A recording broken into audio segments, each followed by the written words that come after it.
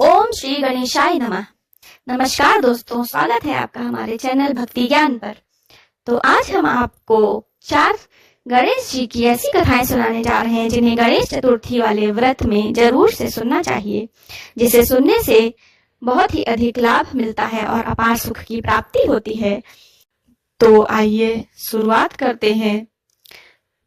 संकष्टी गणेश चतुर्थी व्रत करने से घर परिवार में आ रही विपदा दूर होती है। कई दिनों से के मांगलिक कार्य संपन्न होते हैं तथा भगवान श्री गणेश असीम सुखों की प्राप्ति कराते हैं। माह के किसी भी चतुर्थी के दिन भगवान श्री गणेश की पूजा के दौरान संकष्टी गणेश चतुर्थी व्रत की कथा पढ़ना अथवा सुनना जरूरी होता है। इससे संबंधित 4 कथाएं प्रचलित हैं। तो सबसे पहली कथा को शुरुआत करते हैं।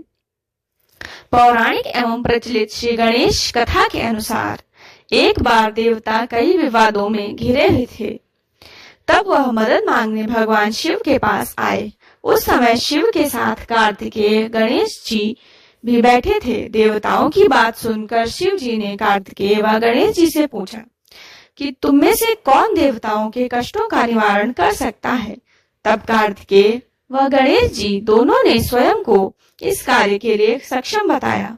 इस पर भगवान शिव ने दोनों की परीक्षा लेते हुए कहा कि तुम दोनों में से जो सबसे पहले पृथ्वी की परिक्रमा करके आएगा वही देवताओं की मदद करने जाएगा।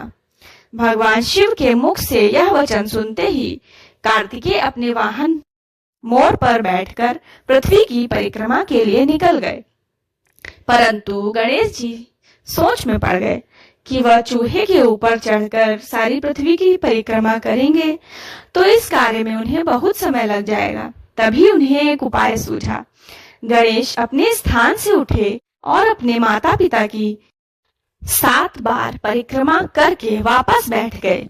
परिक्रमा करके लौटने पर कार्तिकेय स्वयं को विजेता बताने लगे। तब शिव जी ने श्री गणेश से पृथ्वी की परिक्रमा न करने का कारण पूछा। तब गणेश ने कहा, माता पिता के चरणों में ही समस्त लोक हैं।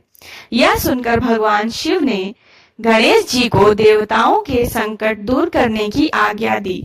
इस प्रकार भगवान शिव ने गणेश जी को आशीर्वाद दिया कि चतुर्थी के दिन जो तुम्हारा पूजन करेगा और रात्रि में चंद्रमा को अर्घ देगा, उसके तीनों ताप यानी दैहिक ताप, वैदिक ताप तथा भौतिक ताप दूर होंगे। इस व्रत को करने से व्रतधारी के सभी तरह के दुख दूर होंगे और उसे जीवन के भौतिक सुखों की प्राप्ति होगी। चारों तरफ से मनुष्य की सुख समृद्धि बढ़ेगी।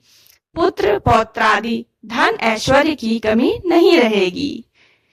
तो यहीं पर पहली कथा समाप्त होती है। अब हम सुनाएंगे आपको गणेश चतुर्थी व्रत की दूसरी कथा। तो चलिए शुरुआत करते हैं दूसरी कथा की। एक समय की बात है, राजा हरिश्चंद्र के राज्य में एक कुम्हार था।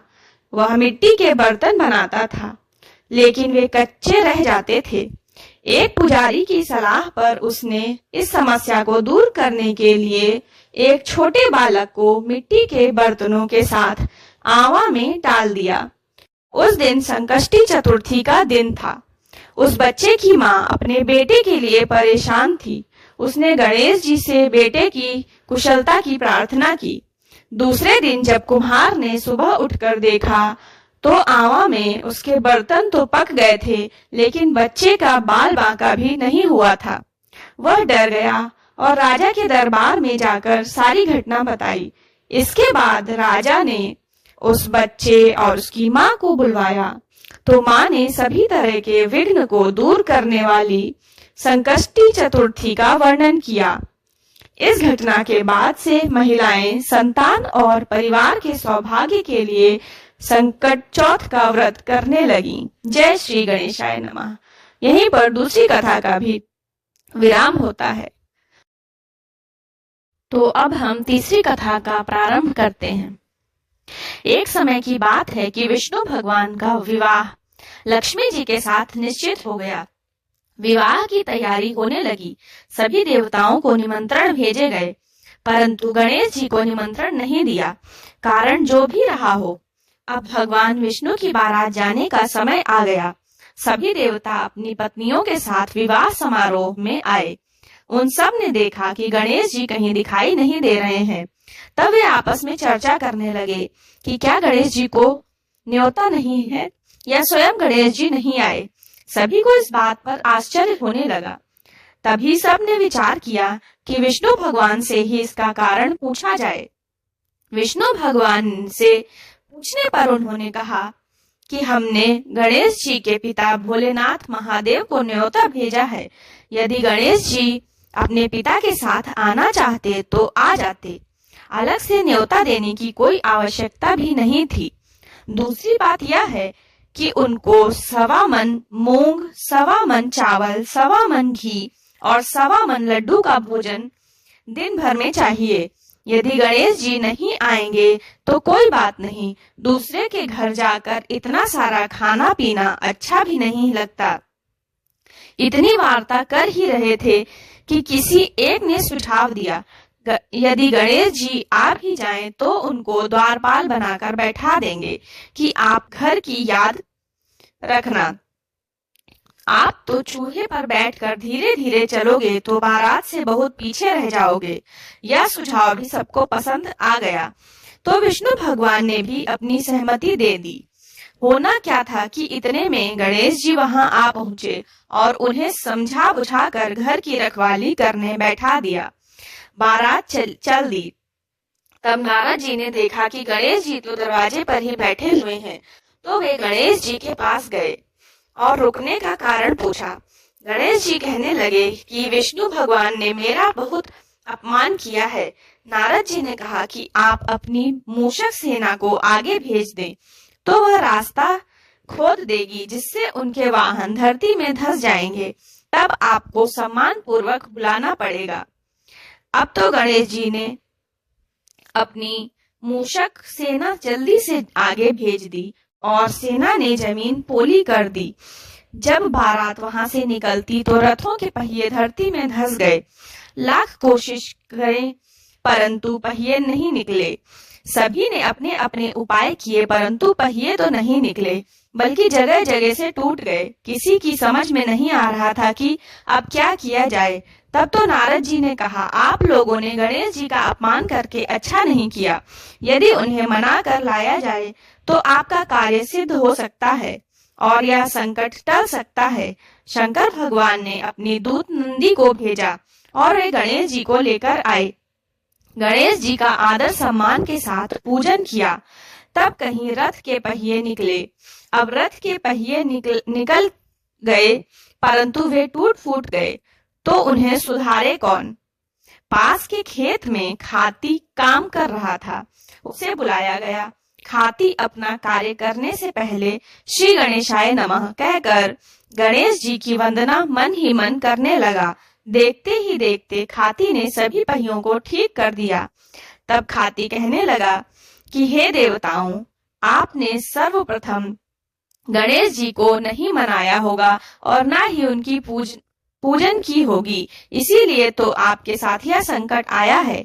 हम तो मूर्ख अज्ञानी हैं, फिर भी पहले गणेश जी को पूजते हैं, उनका ध्यान करते हैं। आप लोग तो देवता गण हैं, फिर भी आप गणेश जी को कैसे भूल गए।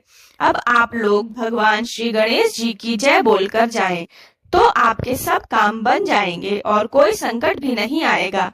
ऐसा कहते हुए बारात वहां से चल दी और विष्णु भगवान का लक्ष्मी जी के साथ विवाह संपन्न करा के सभी सकुशल घर लौट आए। हे गणेश जी महाराज, आपने विष्णु जी को जैसे कारज सलिए ऐसो कारज सबको सिद्ध कर जो। बोलो गजानन भगवान की जय। चौथी कथा प्रारंभ। श्री गणेश चतुर्थी व्रत की पौराणिक कथा के अनुसार एक बार भगवान शिव माता पार्वती नर्मदा नदी के किनारे बैठे थे। वहां माता पार्वती ने भगवान शिव से समय व्यतीत करने के लिए चौपड़ खेलने को कहा। शिव चौपड़ खेलने के लिए तैयार हो गए, परंतु इस खेल में हार जीत का फैसला कौन करेगा, यह प्रश्न उनके समक्ष उठा। तो भगवान शिव ने कुछ दिन के एक मात एकत्रित कर उसका एक पुतला बनाकर उसकी प्राण प्रतिष्ठा कर दी और पुतले से कहा, बेटा, हम चौपाड़ खेलना चाहते हैं, परंतु हमारी हार जीत का फैसला करने वाला कोई नहीं है, इसलिए तुम बताना कि हम दोनों में से कौन हारा और कौन जीता।